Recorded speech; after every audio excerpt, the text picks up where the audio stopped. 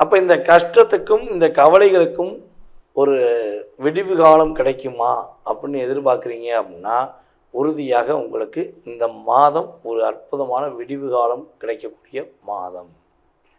இந்த மாதத்தில் பொருளாதார ரீதியான சூழ்நிலைகளில் முன்னேற்றம் உண்டு. கொடுத்த வாக்கை காப்பாற்றக்கூடிய அளவுக்கு உங்களுடைய செயல்பாடில் ஒரு நன்மை ஏற்படும்.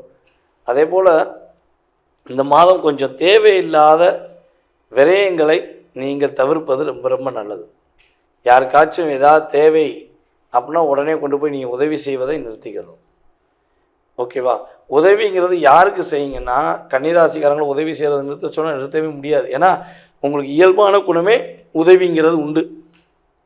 அப்போ இந்த உதவிங்கிறது நீங்கள் யாருக்கு கொடுக்கணும்னா, ஒரு வேளை சாப்பாட்டுக்கு வழி இல்லாமல் கஷ்டப்படுற ஆதரவற்றவர்களுக்கு உதவி செய்யுங்க.